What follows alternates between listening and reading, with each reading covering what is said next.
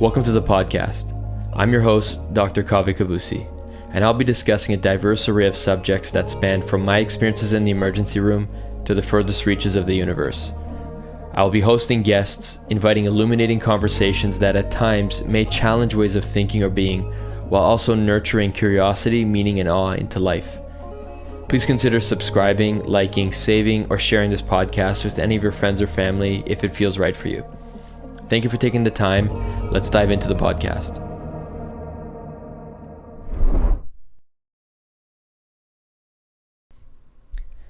Hi, everyone. Thank you for joining me again.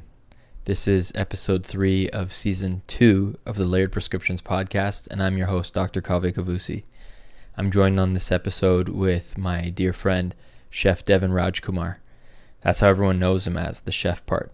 And many of them engage with his content, learning how to put the right ingredients together to make a magnificent meal. And yes, he's a maestro. But we get to know in this podcast some of the hidden ingredients that he only reveals to some people, and he makes them known in this podcast. And even though I've had friendship with him for over 17 years now, I get to know different layers of him through this podcast, and I'm grateful that we had this revelatory moment for us to explore some of the subjects that were near and dear to his heart, how there were some things that were challenging for him that he has been navigating through, and now he's alchemized into empowering him as he moves forward on his mission, one through cooking and through the others that he brings forward in this podcast as well too. We touch on subjects like what friendship even is, as ridiculous as that sounds, how so many groups of friends are actually people who enable their coping behavior. And we go into that in particular in this podcast, and you see how it impacts him.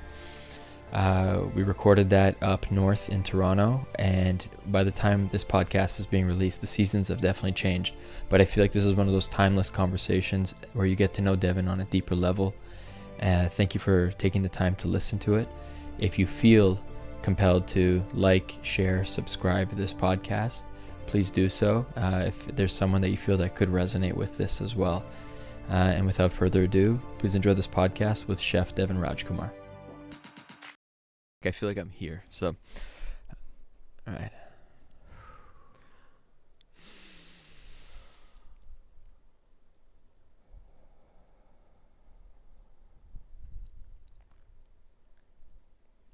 Start off with quiet and let nature be your background, right? It's so still. I just see the branch flowing back and forth. It's a big change from where I came from. Yeah. In the city. Well, I'm not even in the city. I'm just north of it. But still, there's always cars honking. There's always a dog walking outside. There's always something. But here there's nothing. Yeah. Nothing but my breath. Yeah. And a gentle, cool breeze. I want to preface that we're not on any psychedelics. But nature's the psychedelic, right? No doubt. Yeah. Keep saying in the ER, like, nature, when you're in nature, you're reminded of the nature within yourself. And it you can feel that here. It's palpable. You almost feel like, I don't know, I feel the realness and rawness waking back up in me. So we started. All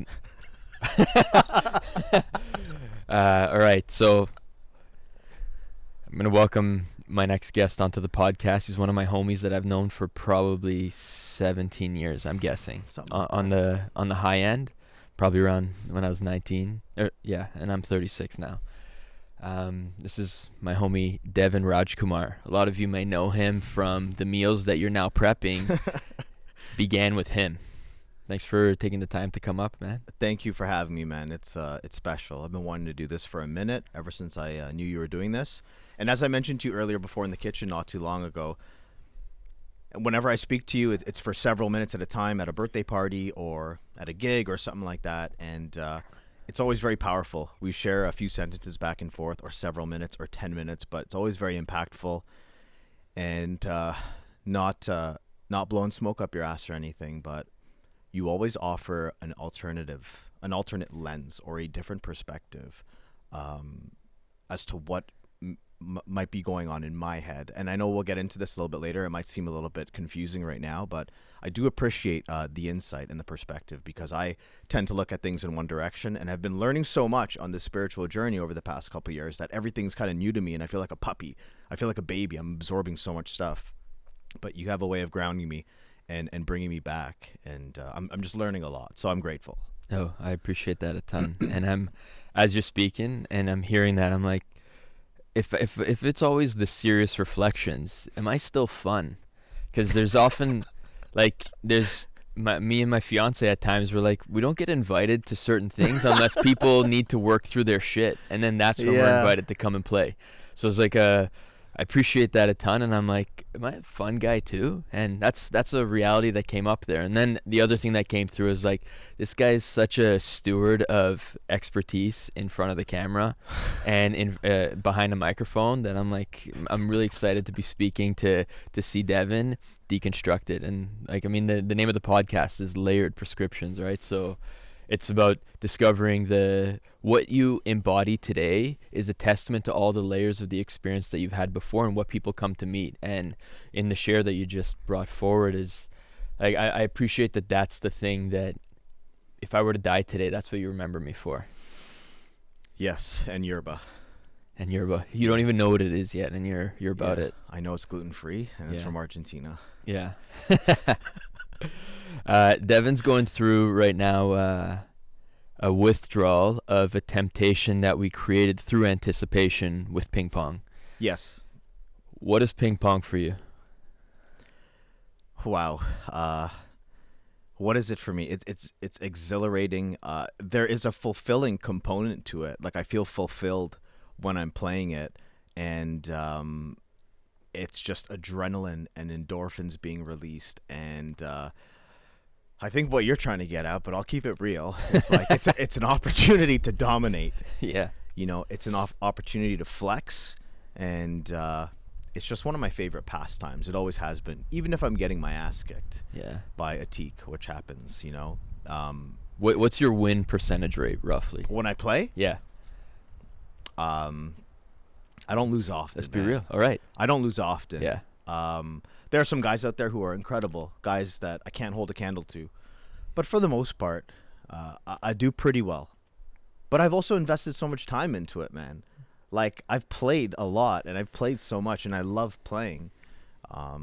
People will say that I'm good at certain things, and I've put so much time into it. I've invested so much into it. Yeah. It's not like, you know, I was obsessed with it and I played for a month. No, man, I've been playing since I was a kid, and a lot. I love it. Yeah. Well, there's something I've come to know about you, and I've discussed this with you probably every time I see you, but I've been deconstructing at least my perception on why I think it is. And Devan, he wins everywhere I see him. And I remember, like, a few years ago we played squash, and you barely knew how to play, but then within a few weeks we didn't know how to play because you dominated. And I could see a focus that you had that I don't think I've ever touched before. I only think I touch it when I'm near death. And that's what got me curious about the amount of laser focus that you're able to bring yourself into in different domains and facets that you had. What brought that forth? And then I shared that thing with you, and I don't know if you're comfortable with me sharing it as well too. It's just a hypothesis. The superiority complex thing? Absolutely, man. I'm here to be vulnerable, and I'm here to learn. And if there's an opportunity for one other person to learn from it, then that's great. But you can share anything. I'm cool with it. So what did you feel when I shared? Like, you know what's crazy? As I'm sharing it with you, I see your face come into details even more, because this is like, when you're getting vulnerable with someone, and the stakes are higher, your systems to detect the world come online even more, and then the details in front of you come alive. Call it presence. This is almost like fight or flight, and survival meets the opportunity to thrive. And I just interfaced with that as I thought I'm going to expose you. You are not wrong. When you were sharing what you did by the counter earlier, a part of me felt threatened. Yeah. A part of me felt like you were looking at me in a way that the average person can't see me.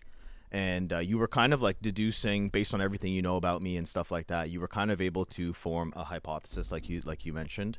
But yeah, I remember feeling threatened at first. I remember feeling like, oh my God, there's actually a deeper underlying reason for why I behave this way or why I act out in this way. And then there was a honest truth, a sense of liberation. Yeah. Because I have an understanding of it now. Was that your first time that you thought? So maybe I should give context. Please, yeah. Yeah. So.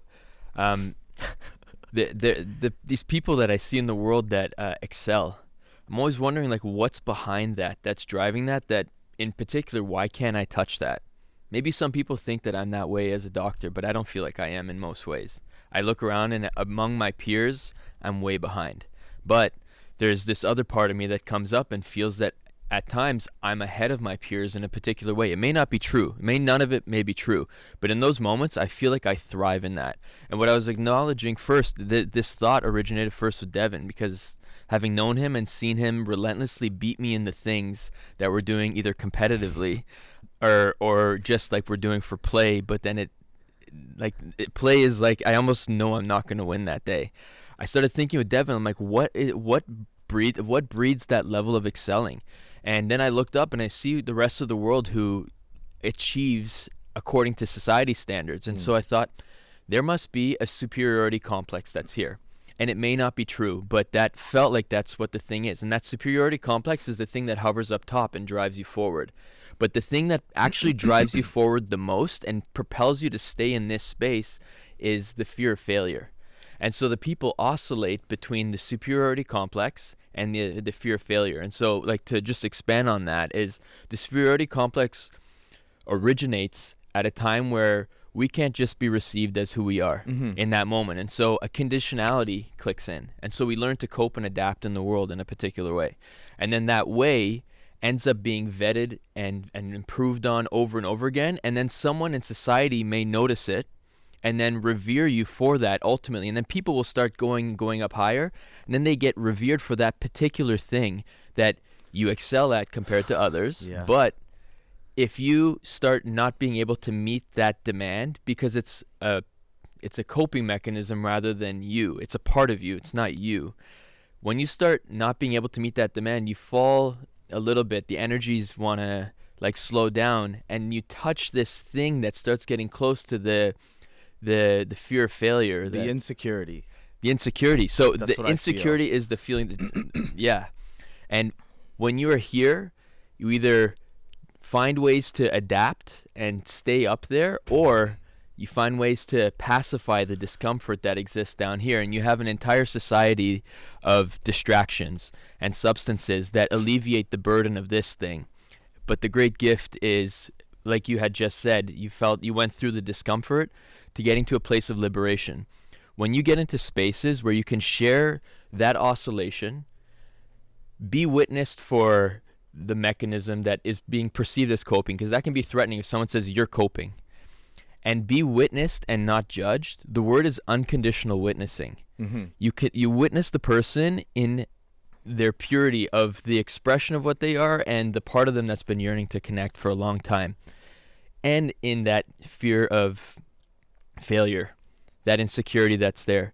That quality is so existentially painful for so many that they won't go there, and they rather die than touch that thing. But when there's someone that you're in the presence of, or a person, place, thing, or you're near death, truly, you wake up to the reality that like it was never real, and there's a liberation there.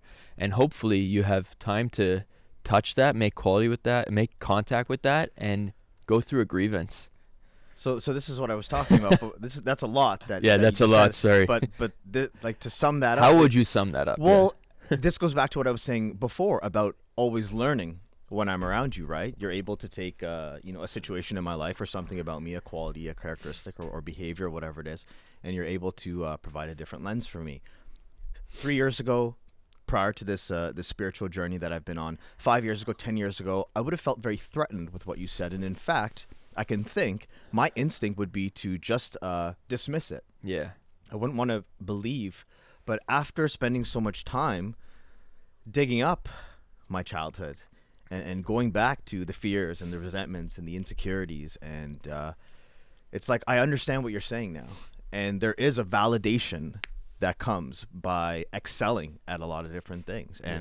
And I can understand now that maybe potentially one of the reasons why I've been so driven and I've put in so work and I've been so ambitious and I've been so hardworking at mastering or at least excelling at certain things is because of an insecurity and that superiority complex.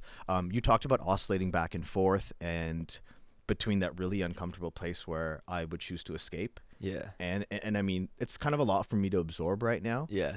It's hard for me to establish exactly where I'm at And again, that goes back to me learning. I'm not sure all the time where I am, but one thing I can say for sure today is I'm much more aware and I'm much more open to these types of conversations and these deep dives. Yeah. I appreciate that a ton because I feel like this is where life is, it's not a but, it's and. This is where we make contact with life again. And I want to be mindful to, like, one thing that I like among a group of people that I walk around is they like, be mindful to not give unsolicited advice. And I sometimes overstep on that because I'm like, time is of the essence. Like, I sense that. yeah. And you mentioned it right at the beginning of the podcast. Like, am I still fun? One thing I will share with you openly and candidly is that whenever we have met, it always leads into a deep dive of that other person. I find that you will, after just a few short words as how are you, and if someone shares, you take whatever that is and you begin to break it down and deconstruct it and analyze it. Now, like I said before, I'm open to this and I'm grateful for that relationship, and I'm happy that you're comfortable to share these things with me. Yeah. But I will share as well that it can be a lot. It can be a bit overbearing, and it's also important to recognize, for me, if I was in your position, I want to ensure first that that person is in a headspace and open to receiving what they may feel is judgment, right? And what they may feel as someone just kind of overstepping a little bit. Yeah. So it's something to think about. Yeah, man. I catch that. In the ER, some people have been like, who the fuck are you? Yeah. And I'm like, you're right. Who the fuck am I?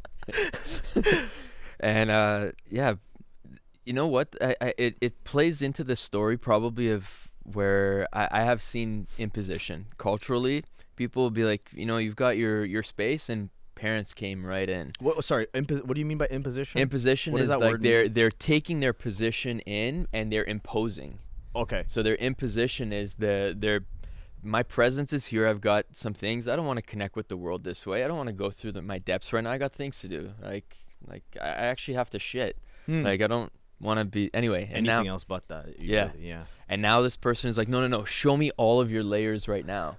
And where did that first start? Probably with mom and dad, like where they were like, tell me the truth, and you didn't want to share the truth. Maybe you didn't even know what the truth was. I said anything but as a kid. Yeah. It's a big notice. Yeah, I think when you go on this like spiritual path, a lot of the things that comes back is like you go back to the parts of you from childhood that maybe were not resolved or whatever. And something that I as I was sharing with you, I'm curious if you still want to stay there, is as I was talking about it, because I haven't thought of it really to this degree until you've been in front of me, is when you have a superiority complex, and I can talk about mine as well too, but I'm just talking, I think every human being has their own, where they feel like they have an edge that they try and nurture, and then there's a fear of failure in some way that really hurts them, and so they cope. But the thing that we want to be seen by is there was a person that we first wanted to be seen by, and at the superiority complex, there's probably a person that you want to be seen by for what you're doing, and the inferiority complex is the person that you feel you'll be punished by if you touch that. Does that bring up anything for you? My dad, right away. Immediately, I wanted to be seen by him growing up. I wanted to be validated. I wanted to feel that connection with him, and I felt a disconnection from him for a very long time. And I thought because I was so connected to my mother, who is one of the most generous, compassionate, kind, soft, sensitive. I have some of those qualities too that probably came from her. Yeah. There's some, but like that I smile. thought, what's that? Like that smile. So I thought that getting that from my mom, I didn't need it from my dad. It's only growing up and deep diving and digging up a lot of stuff that I realized that I don't know, you could probably attest to this, that we are kind of biologically hardwired to receive that type of love and affection and emotion from both of our parents. So I didn't really know about that too much. But as you're speaking immediately, like as you were talking, just a photo of my dad popped in my head the whole time. Yeah. Is there anything that comes up if dad were to see this right now? Would he be open and receptive, or would he? Man, to be honest with you, our relationship had been rocky for many, many years. We are at a better place now, which has come via a lot of acceptance on my part. A lot of the resentments that I'm just giving some context prior, but a lot of the resentments and a lot of the things that I held against him for so long, I've let go and released them so I could be more free. Almost taking responsibility for all this angst and emotion and just anger that I kept inside. So I actually did a podcast with Gents Talk. I saw that. Yeah. Yeah, man. I don't know what Samir asked me, but I just went off, man. I went off and I just became so vulnerable and I shared everything. And my dad actually watched it. He didn't provide me with too much feedback. He shared some things with my mom, which my mom then relayed to me. I'm sure someone watching can relate to this, that either your mother or your father is the mediator between the relay. the child and the parent. And yeah, so exactly. So my mother relays a lot of information to me directly. And I'm sure he heard some things in there that probably shook him up a little bit. But ultimately, I just want to let go of a lot of this stuff. I held on to it for so long, and I don't want to be in that place anymore. Mm-hmm. So if he watches this, sure, I might just even send it to him. I would just hope that he's proud that I'm being honest and I'm being open. And for not once in my life, but more and more now, I'm being more consistent with being my authentic, genuine self. Mm-hmm. Because many of my close friends from our circle will tell you that, like, I wore a mask for a long time, right? I acted in a certain way to make people believe that everything was okay. A crazy history with substance abuse and stuff like that, which we can or cannot get into. I'm okay to share all that today. Mm-hmm. And I guess that's a really long answer to your question. But if my dad saw this, yeah, I would hope that he is open-minded to hearing what I have to say.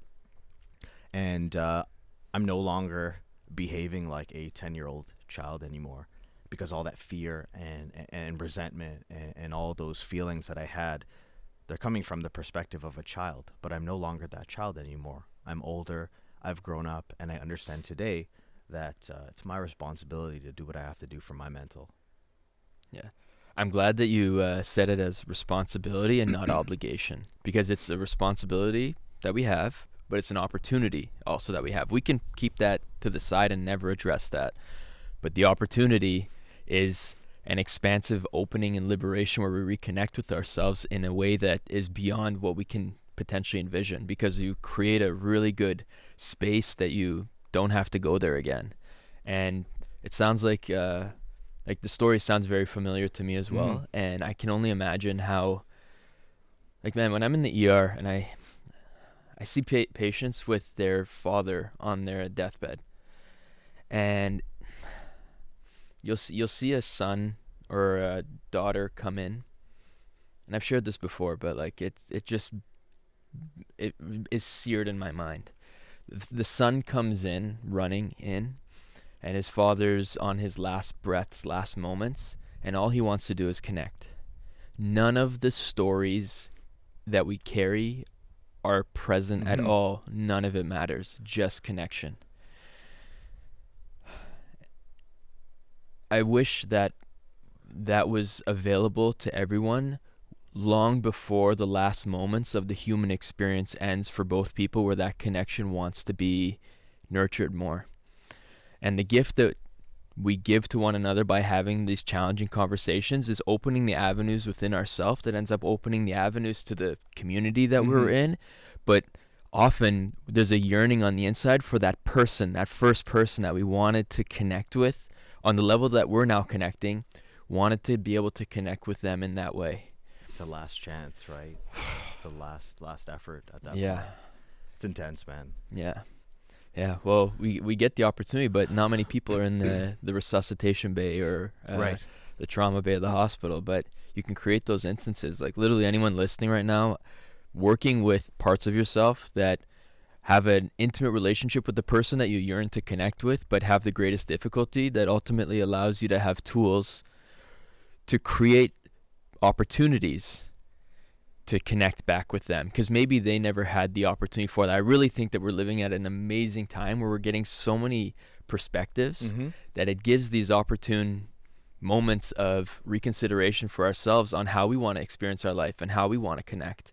And I would love to offer that gift back to our parents, who are these stewards who head down and moving forward at the expense of the opportunity to connect, because I think at our core they want to connect as well too. But how do you suggest to someone, like from me looking in, like I understand what you're saying, and I can say honestly that I've made efforts to connect, and I'll continue to do so, more so than I have before, right? Yeah.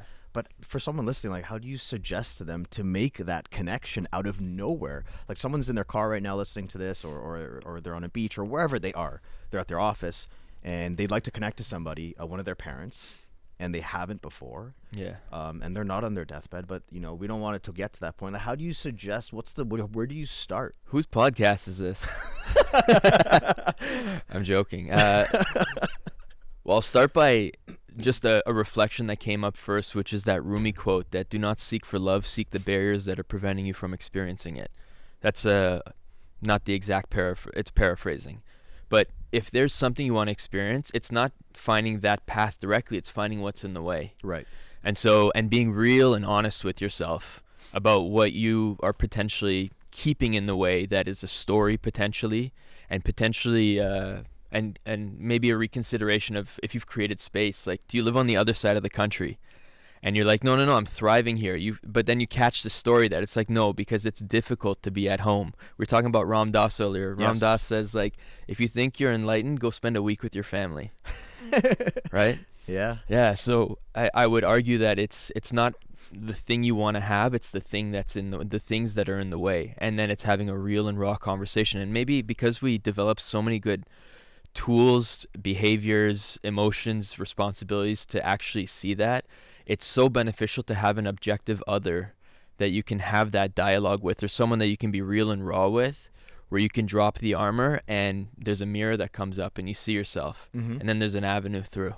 And I don't know if you know who Carl Jung is. I know the name. Yeah, Carl Jung is this psychotherapist that created Jungian psychology, and one of the things that he reiterates over and over again is art as the cure for neurosis. And I think of, for example, you as the chef that you are. When you're immersed in creating food, are you present to the meal, like in a way that gets you outside of your stories, or are your stories cluttering you? It's a great question. What I'm thinking about in the moment that I'm preparing food Yeah. is the reactions and the emotions, the state of mind that the person eating it is going to be in. That's exactly where I am. I'm actually impressed with myself on a personal level at how easily that answer came to me, because as you were talking, that's what I'm thinking about. Like, when I'm there prepping, like I just did this charity dinner not too long ago, just last week. The whole time prepping, even the day of, it was an iftar dinner, so I was fasting. I wasn't even eating all day. But as I'm cooking, I'm thinking about, how is this person going to react to it? Is it going to hit them the way that I want it to? That's what I'm thinking about. Mm-hmm. Mm-hmm. Do you feel the intimacy of connection there? Between myself and them, or myself and the food? Yourself in the moment, because there's a relational intimacy that happens there. No, I'm not present to that. Okay. Just the fact that you just peeled off another layer of the onion for me there, right? Like I mentioned before about offering another perspective. So as you ask that question, immediately I'm thinking about my connection to the food or my connection to the person I'm cooking it for.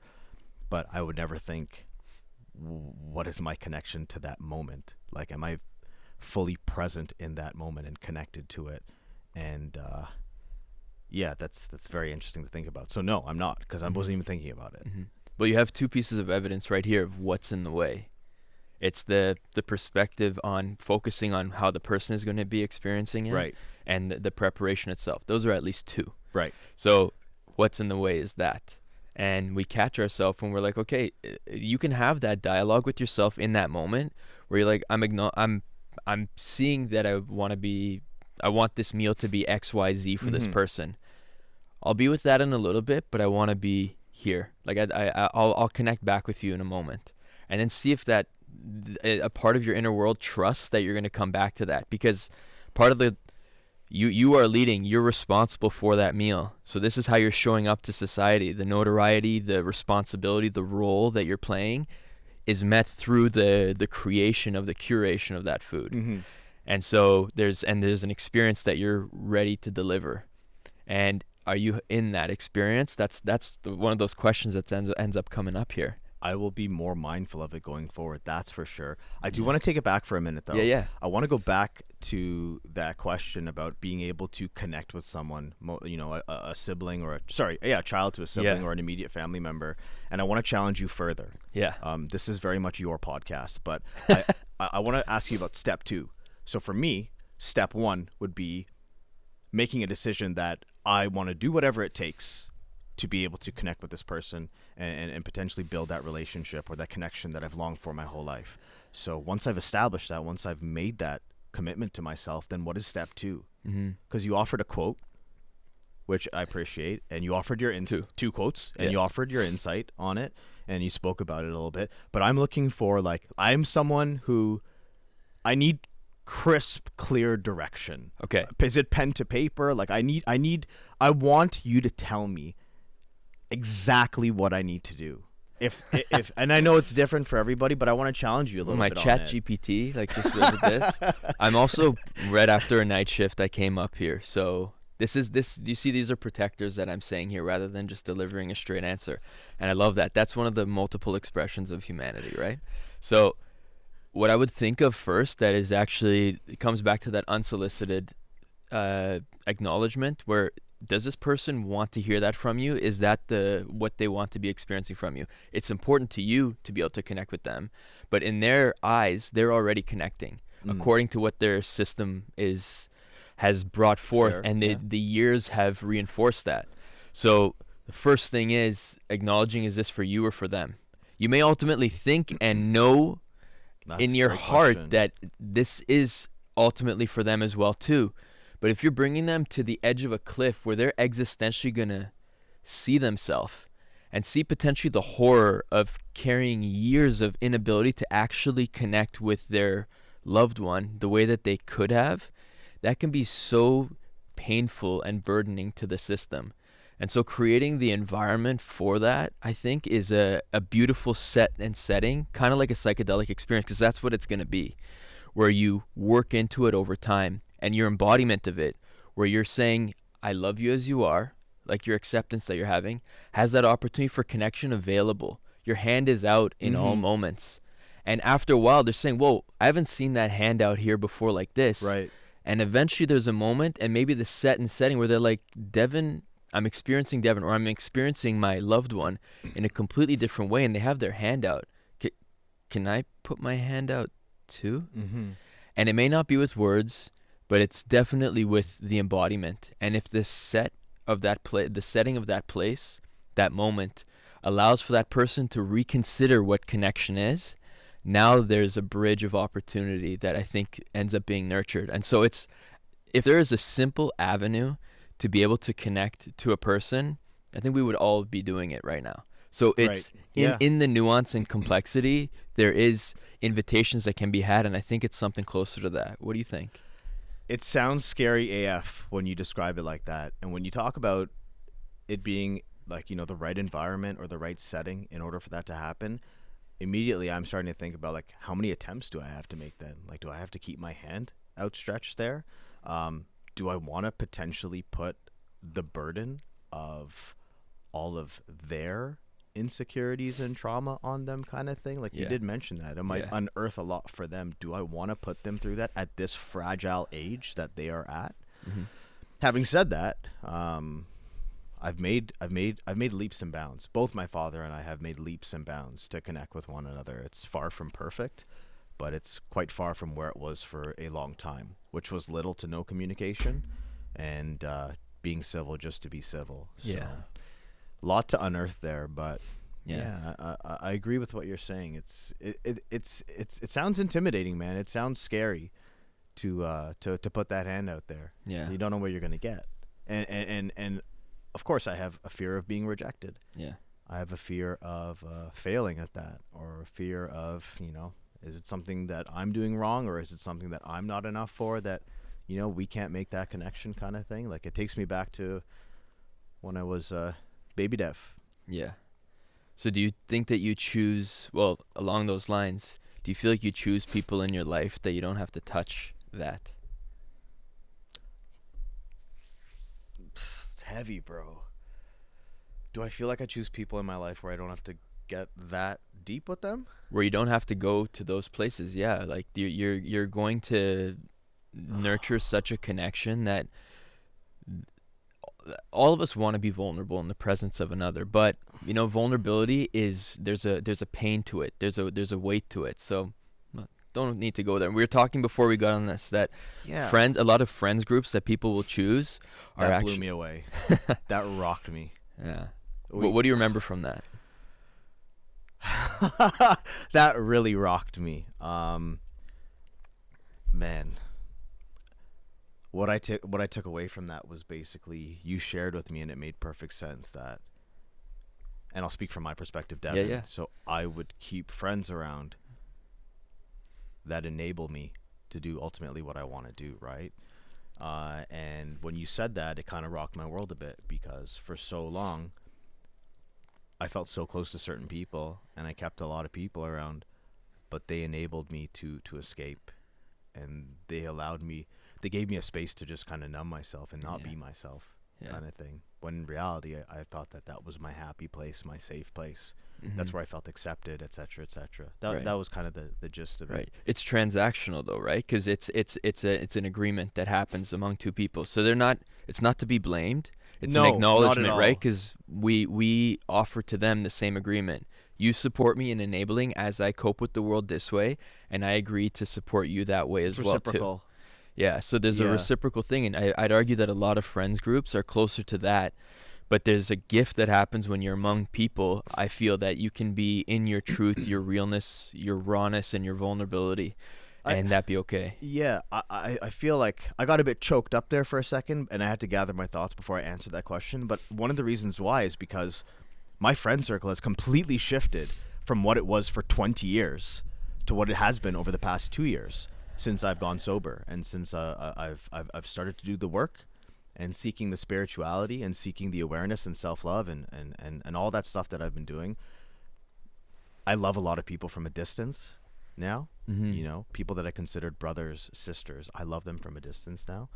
Some are still quite close to me, but there has been a massive shift and a massive auditing of my circle that has happened. So to answer that question, I got a little bit choked up for a second, because it's like I'm answering it and it's like I'm living it at the same time. Like I understand that I was with people that we were enabling each other, kind of thing. And now that I remove a certain component of that relationship, or I remove a certain component from my life, from my headspace, there's not all that much there anymore for me. And that's okay, right? Will you tell me? Absolutely. Of course. I mean, it's part of growth. It's part of evolving. I read this great quote one day, man, and it said, just because we were best friends growing up doesn't mean that we have to be best friends 20 years later. Mm-hmm. And that rings true. Like my best friend in grade 1, I don't even speak to him anymore. I just thought about him recently, actually. Chris Manu. Love you. But I haven't. He popped into my head the other day, and I'm like, we were best friends. And I haven't spoken to him ever since. And we change. We grow up. We start to like different things, and you veer off in your own direction. And that's cool, man. Yeah. Yeah. Try and look in the camera again one more time and say it, but say it with I at the start. I what? Love you. I love you? Yeah. Say it with the I. Because the I is a declaration. Love you is like, what's up? To Right? Chris? Yeah. Chris Manu, I love you. And I'm glad you got me to. That's almost like typing it out instead of putting the letter U. Yeah. Like ILOVEYOU. One of my friends actually calls me on that. If I say LUVU, she's not cool with that. Yeah. By the way. Anyways, you know who you are. I love you too. Yeah. Well, dude. Well, the gift that you're right. And every human interaction that we have, no one is obligated to be there. It's a choice. Yeah. In relationships, it's a bit tougher to see that. No one belongs to anyone. We choose to be with one another. In the same light with friends, it's the same thing as well too. And it's a beautiful dance that at some point it may get to an instance where you look them in the eye, or you look at them in their soul, or whatever you want to say, and you say, I love you, but I must go. Right. And it's painful to do at times, because there's the entity of you, there's the entity of me, and then there's the entity of us. And I'm stepping away from the us. But why? Maybe I don't know who I am anymore. And so in that, or maybe I never got to know myself. That resonates with me. Never Yeah. getting to know myself. Yeah. Because I feel like I spent so much time trying to be someone. Yeah. Someone accepted, someone that was validated, someone that was, liked and all that. Yeah. And only over the past little while have I really started to kind of understand who I am. And to give you a real-time example on that, I always thought I was extroverted my whole life. If you asked me, I think you are. you think I am? Okay, Yeah. so but this is interesting. I actually put it on a Q&A on Instagram, and I got like, am I introverted or extroverted? Or someone asked me, and I reshared the question, and I got like, not hundreds, but I got a lot of responses back on what people thought I was, introverted or extroverted. And if you asked me my whole life, I would say without thinking, I'm extroverted. But then some people said, I think you're more introverted. And one of the closest people to me in my life said the same thing. And when I take away a lot of the layers of myself and like the substance, all the substance abuse and all that stuff that was happening, I discover more and more that I like spending time alone. And I feel less inclined to go out and be social. My schedule, many of my friends will know, has a lot of the time been on the hour. So I'm here for an hour, I'm there for an hour, I'm there for an hour. My schedule is always full. But I feel like my schedule was always that way because I was too afraid to sit alone with my thoughts. I was too afraid to be by myself and be in this headspace. I always needed to have some type of distraction or stimuli in me, or around me. Yeah. And now I find myself spending nights at home alone, like Friday nights and Saturday nights. Us growing up, we were at footwork, or we were here, or we were there. We were always somewhere, or someone's bar. There's always something happening. But now I find a lot of comfort, and I feel that. And I'm declining things. I'm declining weddings. I'm declining barbecues. I'm declining places to go out because I just want to keep that space for myself. Whereas before, very scary place for me. I didn't want to be in that space alone. Yeah. And even if I was alone, I'd smoke a joint, or I would drink, or I would do something. Yeah. Just to stay away from the stillness of my mind. Dude, that's a great catch though, because before you were saying yes, but they weren't getting your truth. Now people are getting a no, but they're getting your truth. Yeah. And that ultimately ends up being an enormous gift that we offer to one another. It's crazy when you think about when people say, hey, we're going out on a night. There's this paradoxical yearning for connection. Mm-hmm.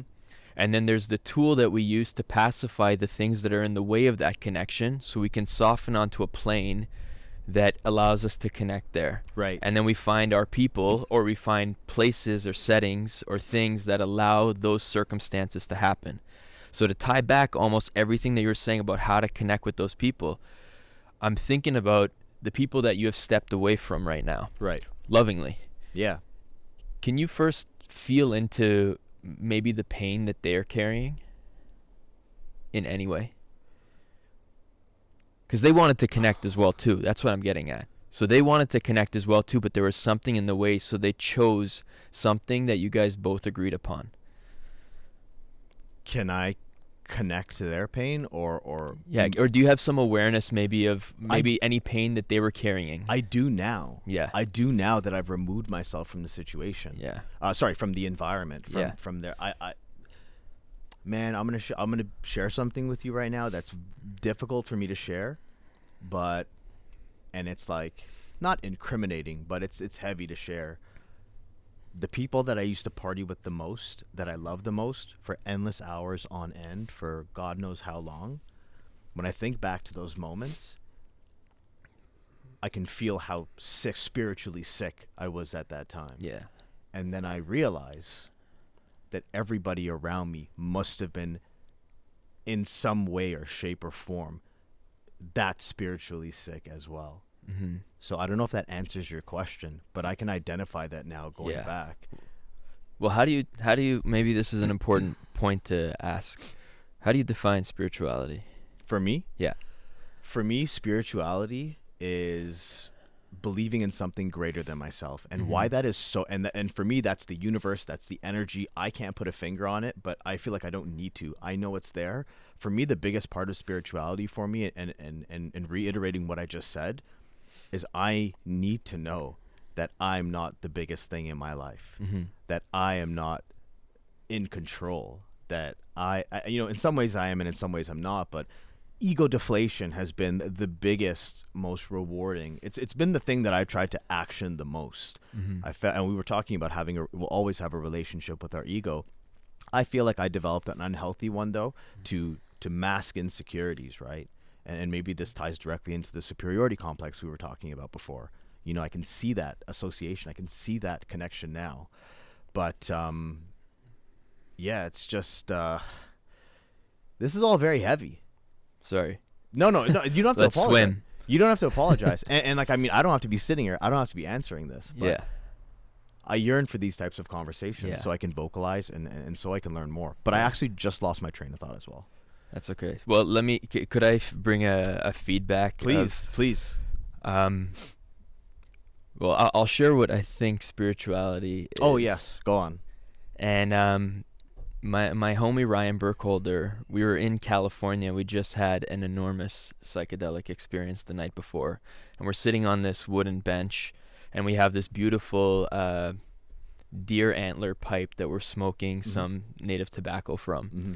And he says to me, one of my homies, David Amir Person, Rian, Kyle Dow, he says, spirituality isn't doing spiritual things. It's doing things with your spirit present. Beautiful. And if you think you're saying your spirit is sick, and I acknowledge in my times in my life where I felt I was disconnected and unavailable, at its core, I didn't feel that I was dancing in harmony with my spirit. My spirit wasn't safe to be there. And so there was tools that I would use to pacify the burden of lack of connection with that. And so the thing that we come back to here is we have a lot of environments that seem to exist that, well intended, pacify the expression of us in connection with our own spirit. Mm-hmm. And I think there's this beautiful thing that was created in addition to that beautiful noise from the bird up there at Burning Man, where there's these two children that are putting hands together, one to the other. Yeah. But they're actually in the body of an adult, and the two adults are sitting back to back from one another. So their inner world was yearning to connect. Right. But the adults were separated and looking elsewhere.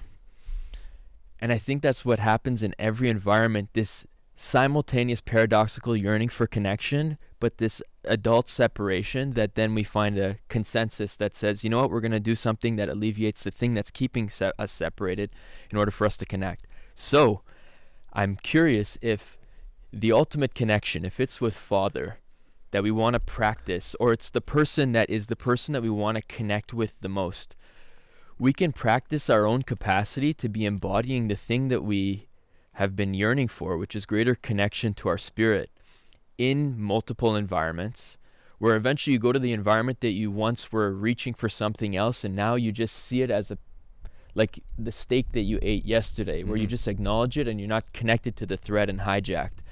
And you meet a person who you used to connect with there, or you meet with them somewhere else, and you offer the opportunity to put your hand out and connect where once you were connecting in other ways.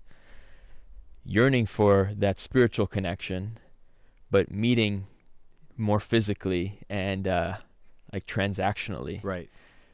That's the opportunities that we have to eventually work towards our own capacity to not be so invested in having to change the other person, and just being there in how we've evolved into our capacity to connect, inviting the other, but not telling them that they need to be any other way. You know, real-time observation, sometimes when you're sharing, and you do it very articulate, you know, is it articulately? You're very articulate when you speak. Articulate. You're very articulate when you speak. I find myself, like, you say a lot of, for me, like, a lot of times you say a lot of powerful things one after the other, and I get lost sometimes because I'm trying to marinate with something so powerful that you said, you know? I mean, like, sometimes you speak and it's like, I have to take a moment to remind myself what pacify means, right? And then by the time I do that, you've already gone on and said so many other important things. Mm-hmm. And it's just like an observation that I'm sharing with you. And it's not for you to communicate differently, or maybe it is, but I feel like there's a lot of weight and a lot of, there's very dense what you share. And sometimes I get lost in it because, How does that make you feel when I'm sharing this with you? Because I'm not trying to be insulting. Yeah, in it's any been way. the ultimate. It's a lot. It's a lot to and I'm like, I'm back here, and you're already gotten to here. Yeah. Three things come up. One, I'm grateful that there's technology that exists that we can come back to and watch it over again. Yes, you just back, true. like you can just drag back, hit 15 seconds back. Like when I'm listening to some massive wisdom coming through podcasts Yeah. or audiobooks, I'll hit that back maybe 5-10 times to hear it and let it digest all the way through. Mm-hmm. I like that you said marinated. It's such a chef adjective. But the invitation that a lot of people have asked me is like, say that again, but simpler. I agree completely. I mean, that's why so many of us are obsessed with Neil deGrasse Tyson, you know, because he takes astrophysics and, you know, presents this to us in simpler terms. So, yeah, I mean, and there's actually an insecurity there where it's like, where I'm sharing this with you, and it's like, I think to myself, like, am I slower than the average person?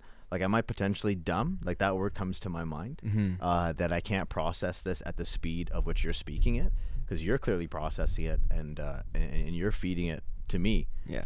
So it's like, it's something, I don't know. I think this is a great conversation to have, though, because I've never been realer. Yeah. Like, the way that I am now, it's not so much about being blunt and direct, but it's just about being genuine and sharing how I feel at the time, and not in an effort to hurt that person or myself, right? So I'm just very happy that we're even talking about this. Yeah. Because it happens. It's not just today. I remember the last time, whose house were we at for that birthday? Was it Albert?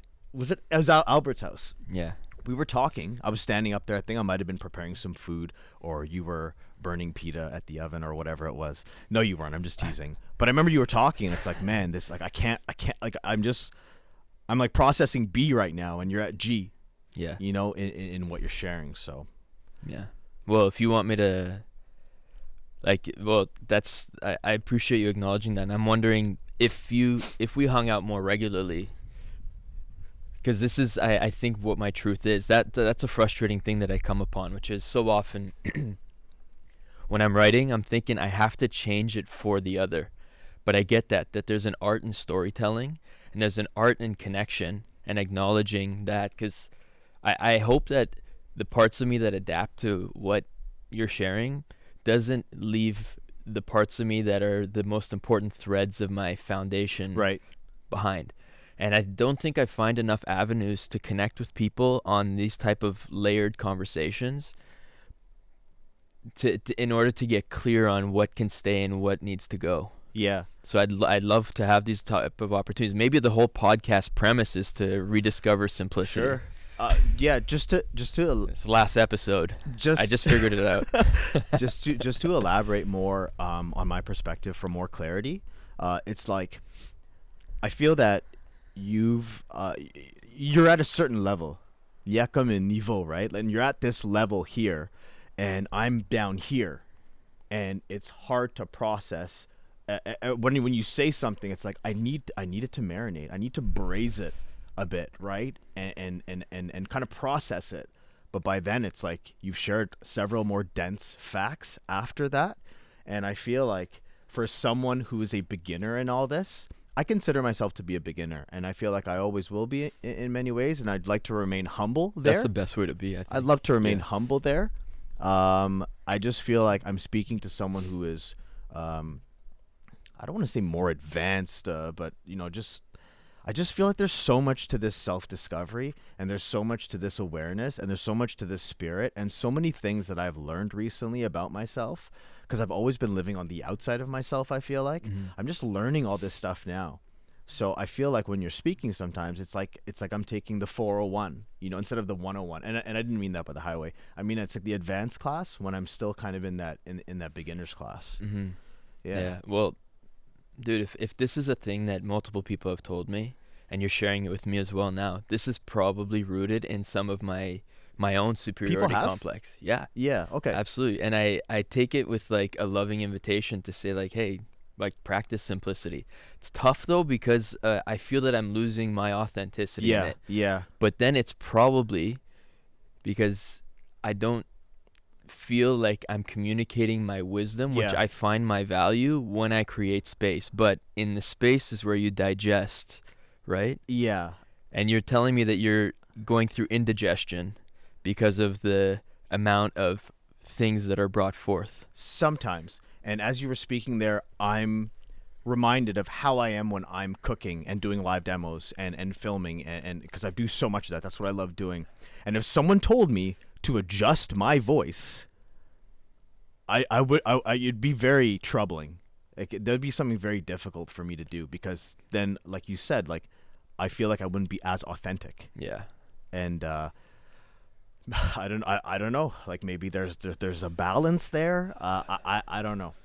I don't know what it is. Yeah. Well, I hope that everyone who's listening in this dialogue, that I feel like we just went into a portal from, like, where is your voice being pacified or being invited to come forward? Right. Because we don't want to overimpose, and then we overestimate the imposition again that we may be having by taking too much space when it's not the case. But what Devan's inviting in is something that I think that I personally need to work on, which is I take space with what I share at times. Right. And I think I've just accumulated so much. Yeah, man. It's like encyclopedia's worth, I feel, is up there. And I also want to mention that, like, it's me being vulnerable telling you this. Yeah. Because I don't want to ever come off like I don't understand what you're saying. Like, I come from Devan in my 20s, like, wanting to be a know-it-all. I wanted to have every single answer.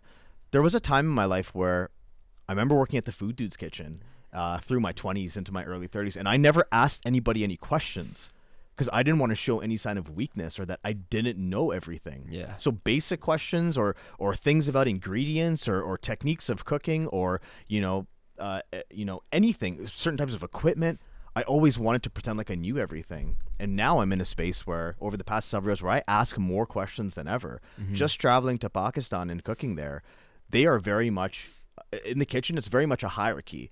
It's like chef, garde-manger or commis or sous chef. That's their roles. But what I'm trying to get at is, I can learn from everybody in that kitchen, and I ask everybody in that kitchen. The chef or the cook that's put on staff meal, I can learn from them. I can learn from the dishwashers. I can learn from everybody in there. But for a long time, I didn't want to pretend like I didn't want anybody to know that I didn't know the answers. So for me to tell you that is me being vulnerable at the end of the day. Dude, there's a crazy differentiation I'm acknowledging right now, which is when you're playing a role and you're hesitant to ask because you want to demonstrate acknowledgement. Yeah. You ask questions and you seek answers. Yeah. But when there's a part of you that's open to the adaptability of your role and to be witnessed more vulnerably, you ask with curiosity and you seek greater opportunity to explore what the answer is. So Right. there's a more layer to it. So there's like Q&A, and then there's C and E. And that C and E allows the possibility of you being witnessed, which is curiosity and exploration. Mm-hmm. I think that allows you to say, like, and if you have more spaces and environments for that, I think the leaders of the future are going to acknowledge that people, and they already know this, but do we allow this? Every human being is so much more than the roles that they play. Like, literally my signature tag on my email is MD, what I do, not who I am. Right. And like Chef Dev is known by many people that way, but he's so much more than a chef, Mm-hmm. right? What aren't you? What am I not? Yeah. What am I not? Yeah. I don't even know where to take that question. And I feel like that's the purpose of it. What am I not? Yeah. Can you give me an example of something you'd say about yourself?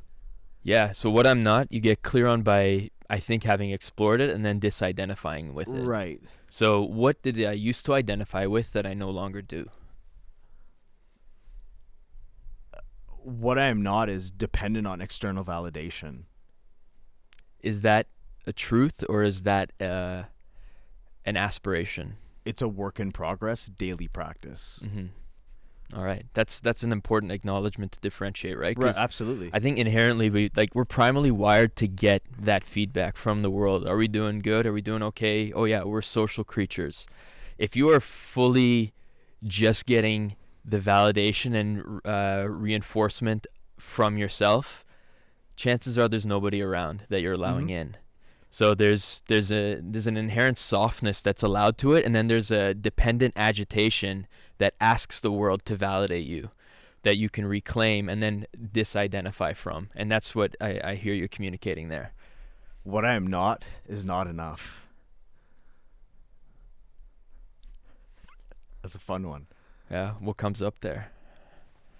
Again, those insecurities, like, will I fit in? Will this person like me? Will I be accepted? Will will I have an impact on this person? You know, will I feel some comfort there? Will I be loved? Mm-hmm. All that comes up in that. Mm-hmm. Well, if today you lost the capacity to be Chef Dev, Oof.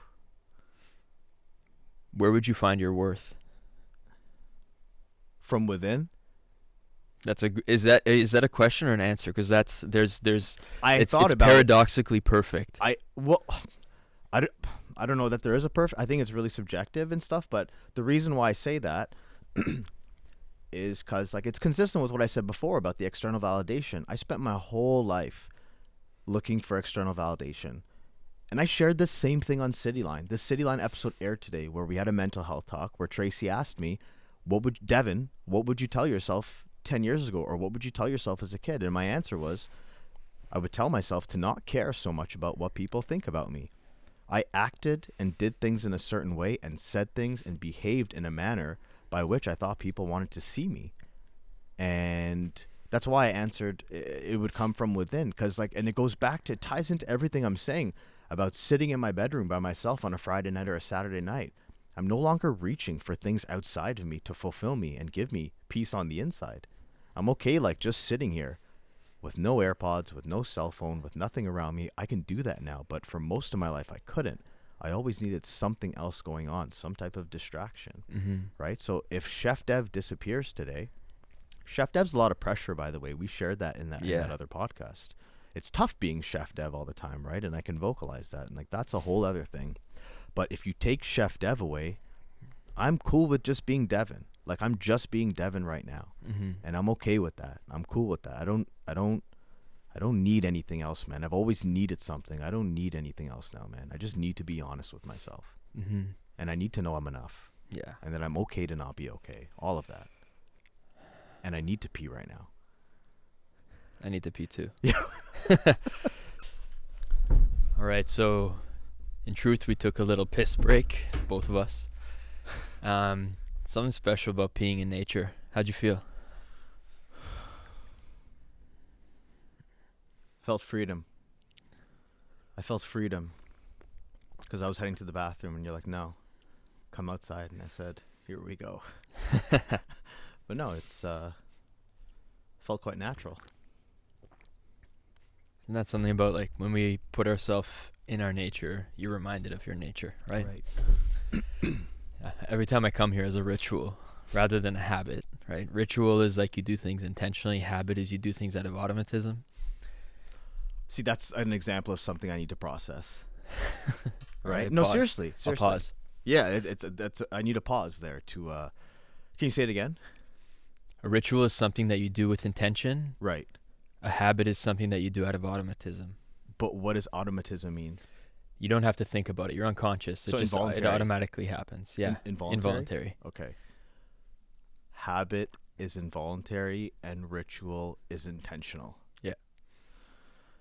Okay. We may continue now. Yeah.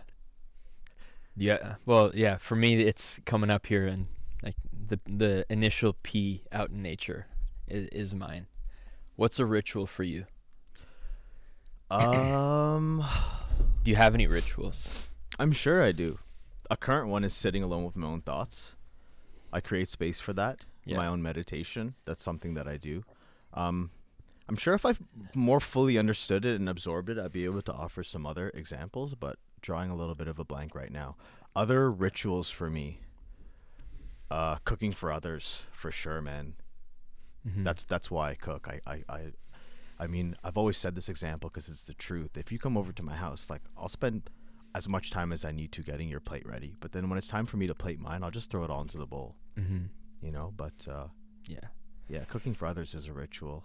It's something that, it's very fulfilling for me, man. And when I do it going forward, based on what we discussed, I'll try to be more mindful to be connected to that moment. Yeah. And not so much of the outcome of it or any other distractions that might arise.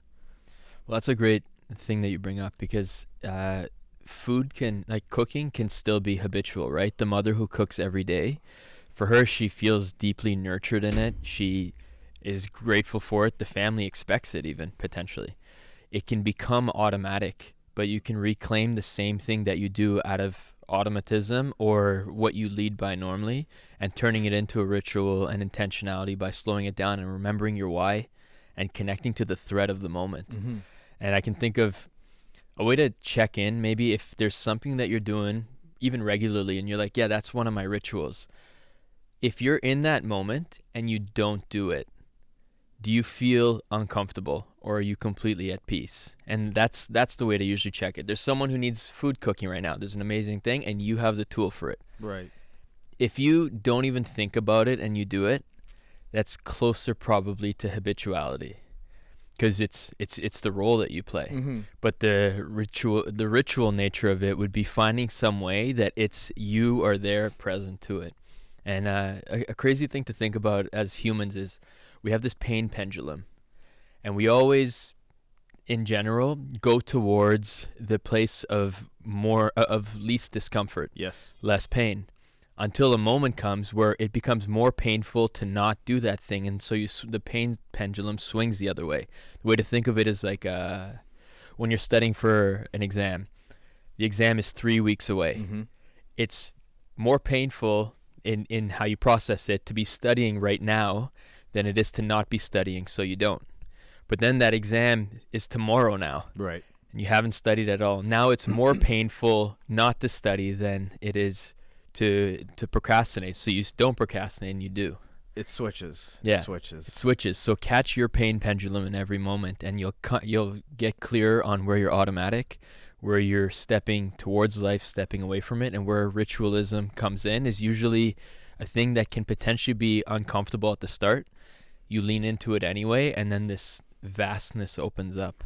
With the two examples you just provided, I just discovered it made it a lot easier for me to observe exactly what it is that you were saying with the cooking example and with the exam example.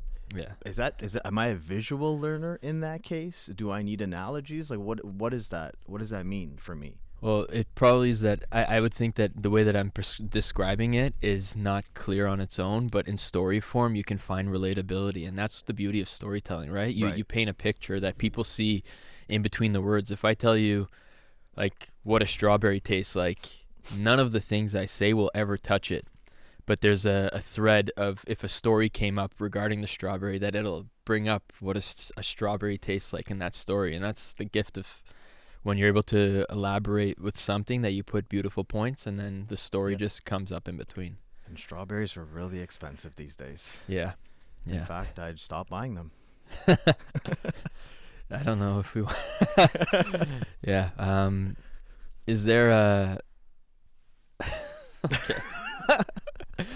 There's points where you're like, where do you even go from there? It just popped into my head. No, seriously. I mean, pints of strawberries have gone through the roof.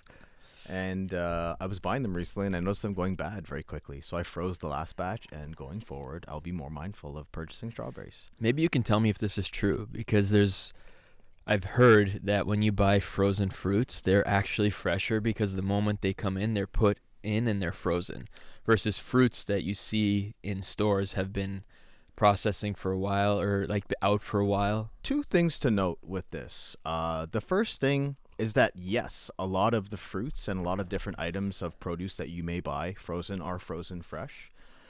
But the other thing to keep in mind is, me as a chef or as someone who loves the integrity and textures of food, once it is frozen, the cell structure completely changes. It is waterlogged at that point, and it'll never have that same mouthfeel or texture that it did have prior to it being frozen. So yes, while you might have access to more fresher food when it's frozen, are you willing to give up the integrity of the texture of that item? Mm-hmm. And for me, it depends on the application of the ingredient in the recipe. There's well, it just brought up like an appreciation that we can experience foods in different states with human creation, where a fridge was created to preserve food for longer periods of time, when before, maybe not even 70, 80 years ago, you had to eat the meal in a relatively rapid time, and humans used natural ingenuity for storage to preserve things, ferment things, for us to salting, pickling, fermenting, canning, for it to last for a long time. Dehydrating, of course, or eliminating the moisture in some cases. Yes, of course. Mm-hmm. And then like we were talking earlier about where we solved problems before, and then there's the triumph of it. There's this arguably bastardization that can intermittently happen, where now we have products that are chemical preservatives like sodium nitrate, Mm-hmm. which has a like carcinogenic properties on the stomach in higher quantities, and that's why, for example, one example of why women who are pregnant are asked to not have cold cuts while they're eating, because of the preservatives that are in there. Right. So if we had just natural preservatives, completely fine for it to be the case. And also obviously for other diseases that can be in certain foods that are more opportunistic when they're pregnant, but that's something different. I just wanted to put that point in because I know some people will be highly critical from a medical standpoint. They'll be like, why are you talking about the pregnancy thing? And now you're talking, why don't you talk about cheese as well? Anyway. Yeah, so Cheese, the most shoplifted item in the grocery store.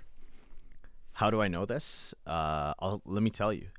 So I went recently to Ottawa to film a television show. It's actually streaming in well over 100 countries, but it's a show called Blitz, and it was one of the more difficult things that I've done. And basically, I have 45 minutes to cook 3 different dishes.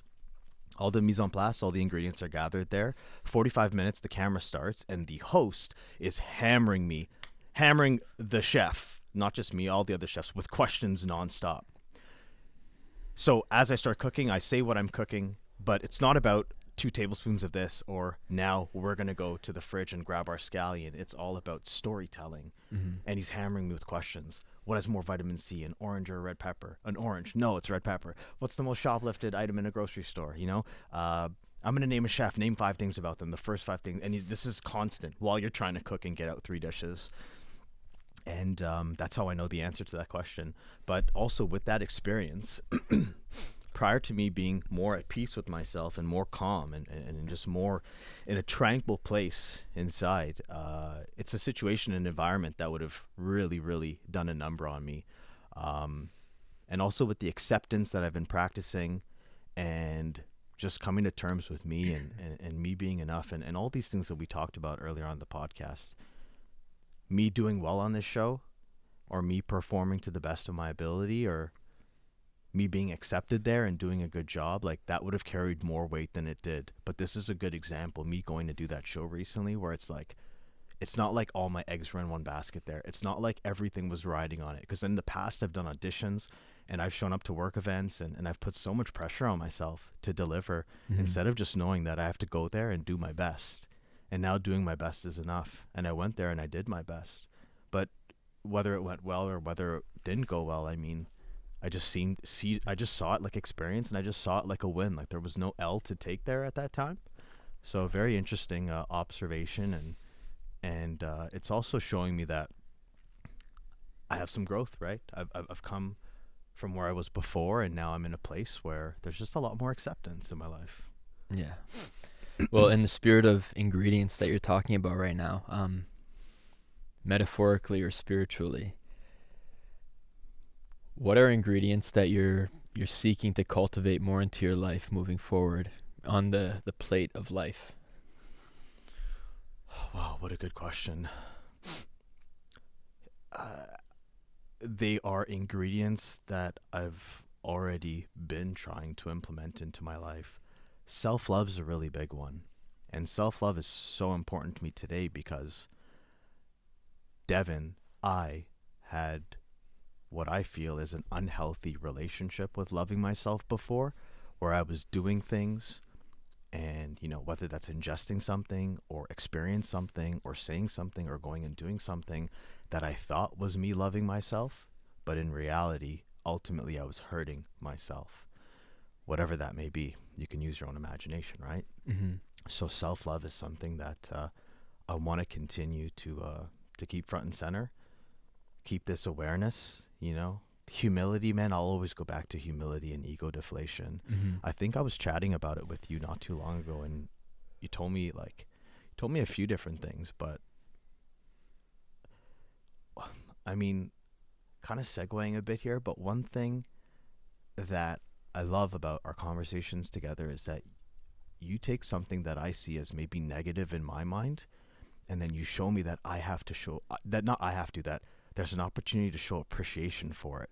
It's like if I didn't go through all the struggles and all the animosity and through all those hurdles in my life, if I didn't go through that period of lacking humility and over the top ego, then I wouldn't be where I am today. And there's I guess what it is that there's learnings from all these different stages in my life, and it's a beautiful thing, man. Yeah.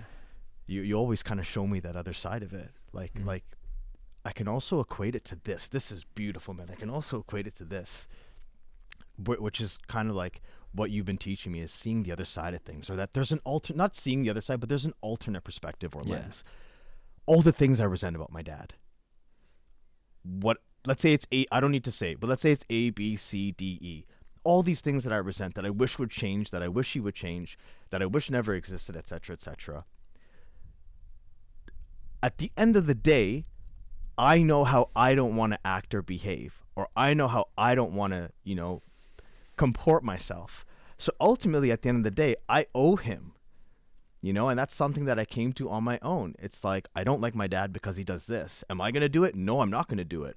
To who do I owe that to? I owe it to him to know better, or to know how I don't want to behave. You owe the credit to him, you mean, right? I owe the credit to him. Yeah. By him doing his thing, it taught me how I may want to do my thing. Yeah. But this is not something that I would have admitted before. I would have just stayed white-knuckled, right? I would have just stayed pent up in this anger and frustration, as opposed to kind of releasing, letting go, and kind of navigating that space to find, a different perspective on it. So, but yeah, self-love, humility, self-love, open-mindedness, man, so important. I'm open to having these conversations with you.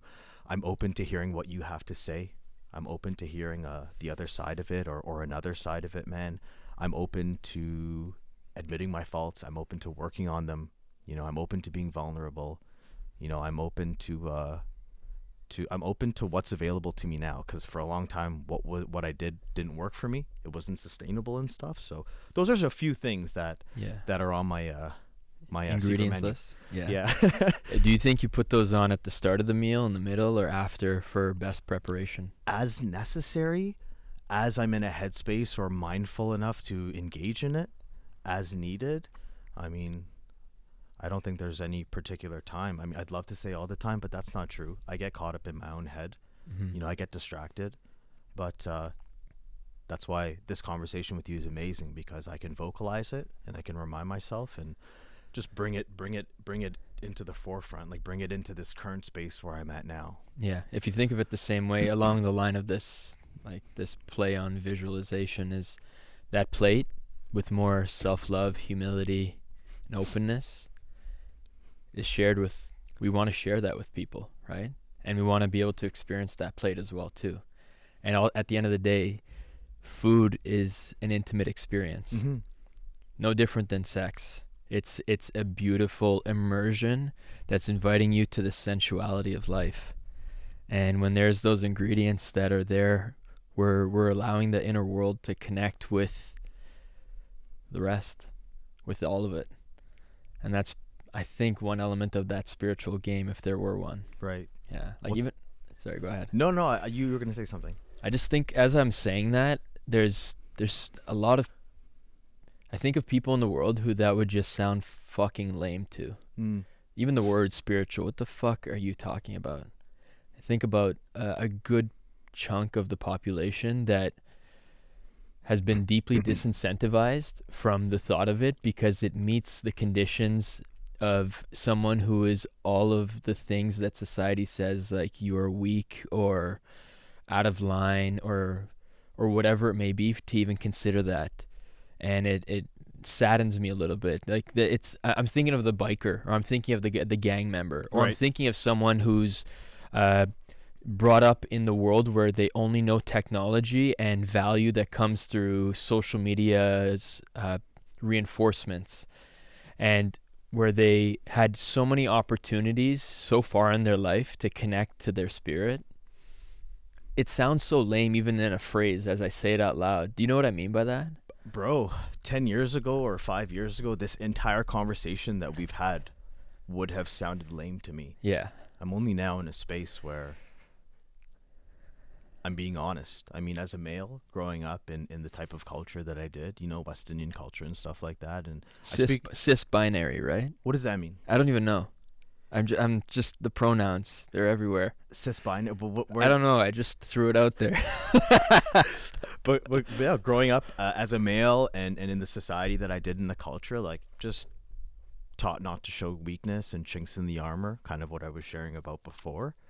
So conversations like this, like being vulnerable, digging deep, discussing childhood trauma, discussing what I'm afraid of, discussing of where I feel inferior, discussing of not being enough and all these things. This is not stuff that I would have spoken about before. Yeah. It's liberating now, and it's freeing at the same time. And would you think most chefs that are at your level, aspiring to that level, or in a different, like the Michelin star guys, which you're headed for, where do you think they are in their capacity to connect to their spirit? It's so subjective, man. I mean, where would you, if you were to have an opportunity to make an inference where you're just evaluating it and you're saying, you know what, that guy, I felt his connection to himself, not to his role. Like, we know how to meet our role. Like, every human being knows how to show up in the face of adversity. And that's usually the adversity of the inferiority complex, right? Yeah. A real mark of a person's power, their capacity, is what they do when they're put into positions of power and opportunity, and more so their vulnerability, which is you outside of your role. That's where I think you really get to experience that person. Mm-hmm. You get to experience them, not the role that they're playing, but experience them.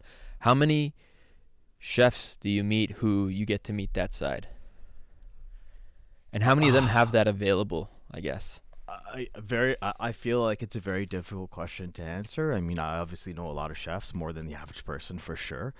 Tons and tons of chefs. I know chefs who seem like they're very sure of themselves. I get to spend time with these chefs and a lot of chefs outside of work and stuff like that. But very challenging question. And I mean, it's not just chefs. The question could obviously go for anybody that I interact with, right?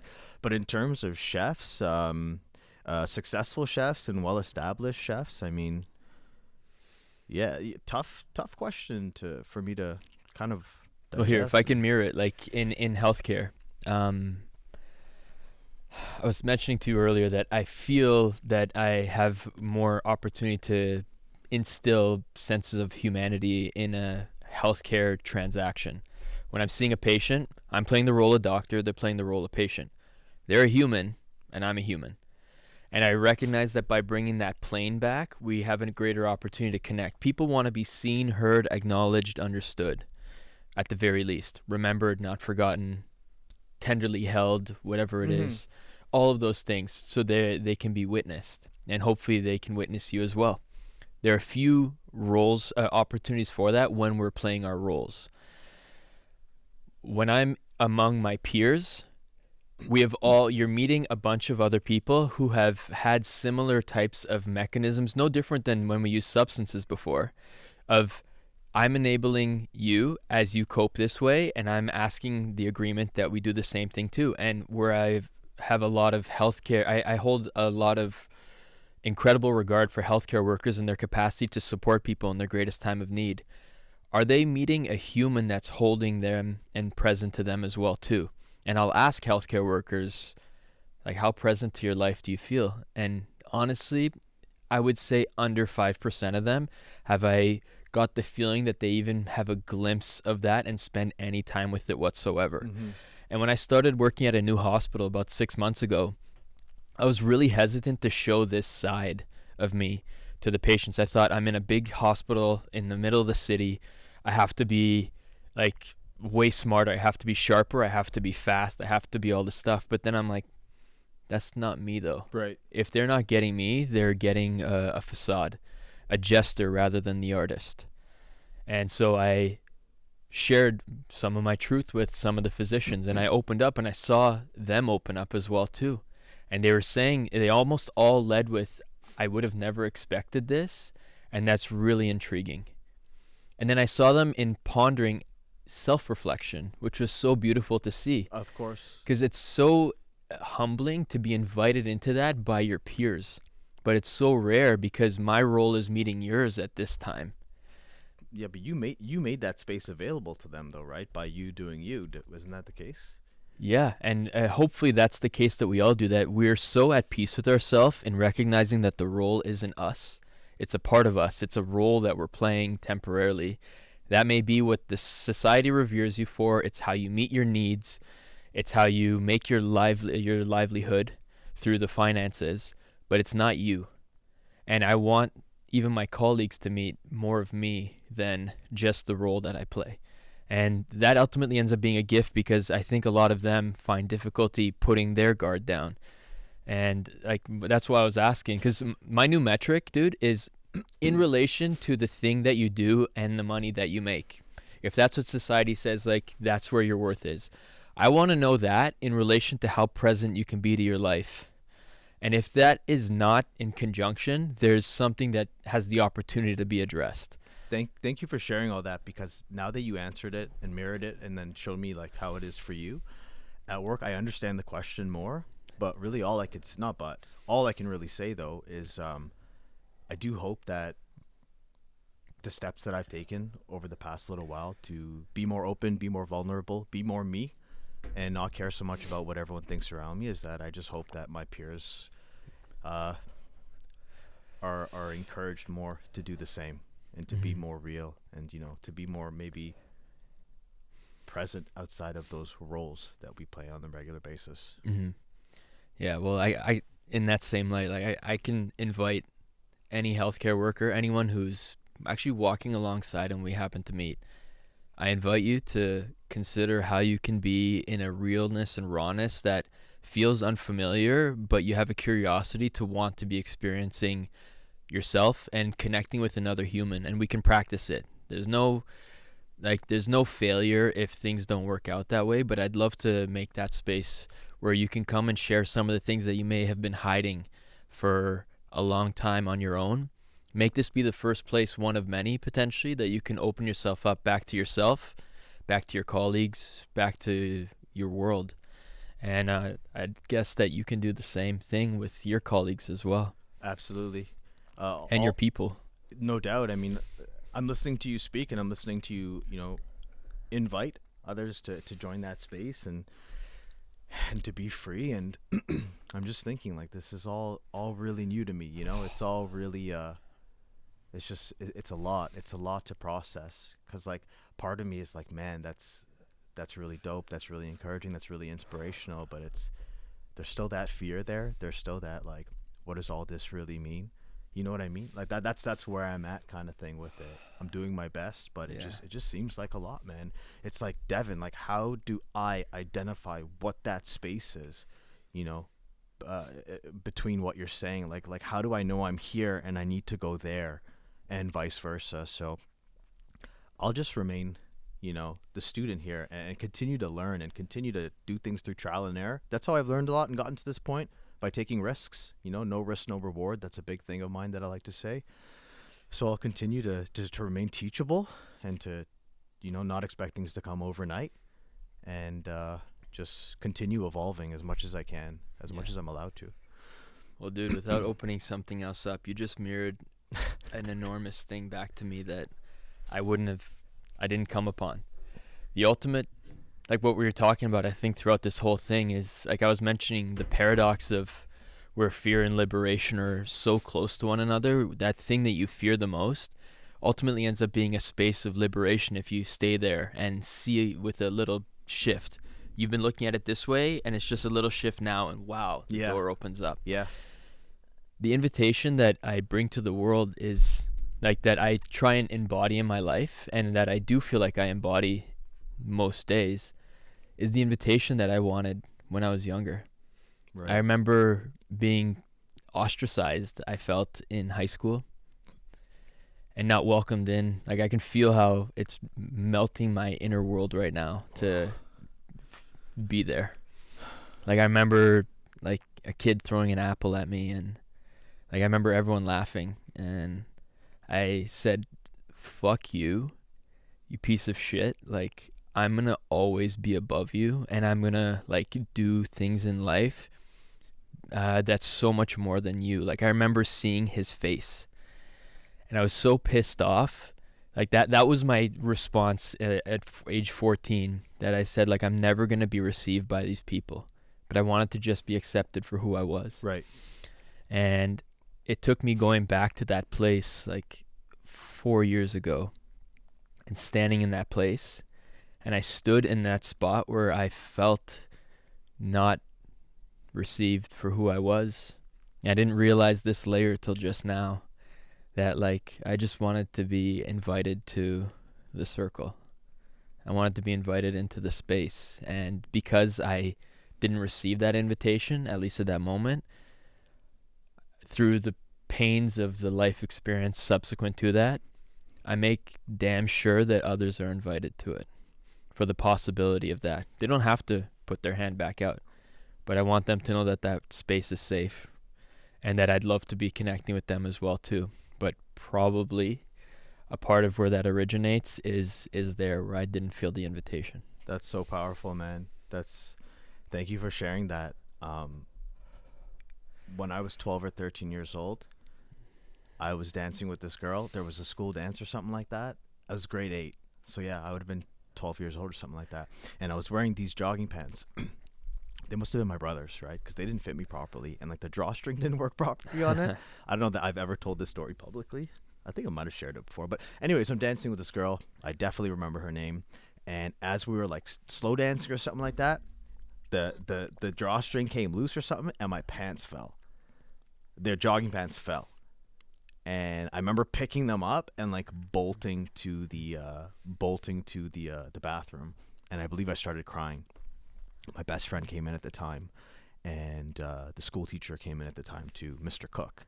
And he shared a really intimate story with me, you know, in an effort to, and I look back and I see how amazing it was of him and vulnerable of him to do that. But one thing I'm getting at with this whole story is that I thought that I would never be accepted again. I thought I would never live this down. I thought I'd be known as that guy forever whose pants fell while dancing. I thought that people would constantly make fun of me. I thought all these different things that actually hadn't happened yet. And you know what happened when I came outside? No one said a thing. I never heard about it again. Around me, like it was never brought up again. It's like almost it didn't even happen. And I realized at that moment that no one really cared. Like it was just a thing that happened. Yet it took me so many years to really shed that fear of what people thought about me, right? From that moment? That was a big moment for me, man. That was a really impactful moment where it was just like, I've never felt more embarrassed in my life. Yeah. I thought, and when you're at that age, when you're in grade 8, something like that, like that's my world. Like that's everything to me. I don't have the knowledge or foresight to know that this is just a moment in time when I'm 13.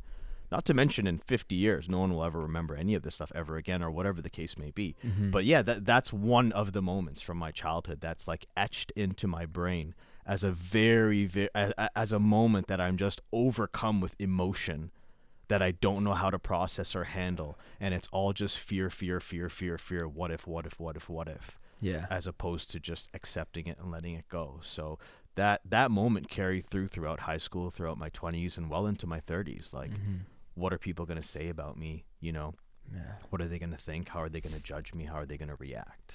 Yeah, man, I appreciate you sharing that as well too. Yeah. I felt the olive branch, so. Yeah.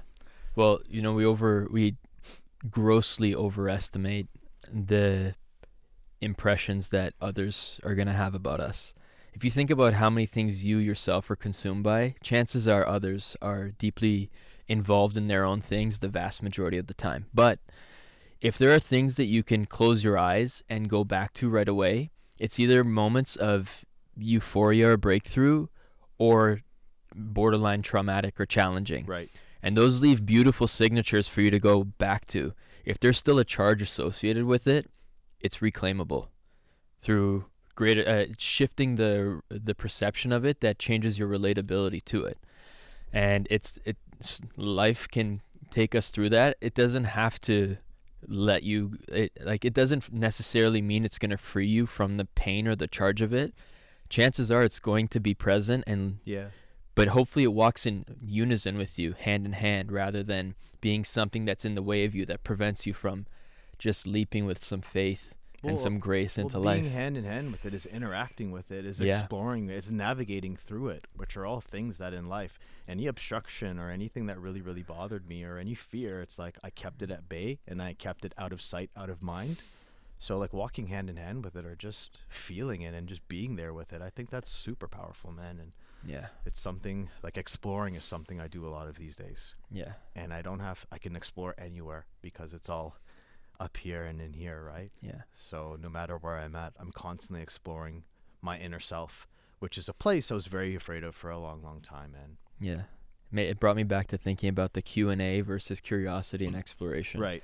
And I feel that the curiosity and exploration has this expansive capacity versus Q&A is a reinforcing of who you already are capacity. Mm-hmm. It seems to have that energy for me. Want to be respectful of our time. Yeah. I know some of our homies are going to be arriving as well now too, man. Want to thank you for the opportunity to come out and receiving this extension of invitation to come and speak and really bringing forward some of that thing that's close to your heart. Are there any final words that you'd like to share before we sign off? I'm very grateful for the frame of mind and state of mind and headspace that I'm in today, and I'm grateful to you for allowing me to come here and share how I truly feel, because for most of my life I didn't. I always told some other kind of fairy tale or whatever I thought you wanted to hear. So the more and more time I spend in this place, the more and more I become more comfortable with it. Mm-hmm. And I really, really value you as a friend, and I hope to continue to learn from you because you've unlocked some really, really big things for me, man. And I'm looking forward to doing this again. Yeah, dude. Thank you, man. Likewise. In many ways, doing this again, coming up here and connecting with you in one place of many. And you, as much as you're sounding like it sounds like I'm giving you a lot of value. You do the same thing for me as well too. And want to give you the opportunity that if you ever feel like I'm coping or like something out of integrity in any way, call me out. And I don't feel like it's going to be an attack from you, because I feel like at its core, there's love that's there, and you're seeing my plate, and you're knowing my ingredients in my life. And I appreciate that you create the dishes for so many individuals that's going to have, and already has to such a degree, beautiful ingredients from you already. God bless, man. Thank you so much. Yeah. Thank you, man. All right. Cool. Yeah. Good. Thanks, man. You're good? Yeah. Good. It's real. Very real. Yeah. Very real, man. Very real. Yeah. Oh, It's freezing. Consider leaving a review and rating the podcast. I'm not going to tell you what to rate. You do as you feel. And please, before this podcast ends and you go on to the next thing, take 3 to 5 minutes in silence to allow some of the information that you heard to be contemplated, digested, and integrated. To the degree that every experience has a moment to actually have it be processed, it has a greater chance for it to be instilled into your life. I wish the rest of your day and week is beautiful. Take care, remain curious, and don't forget to play.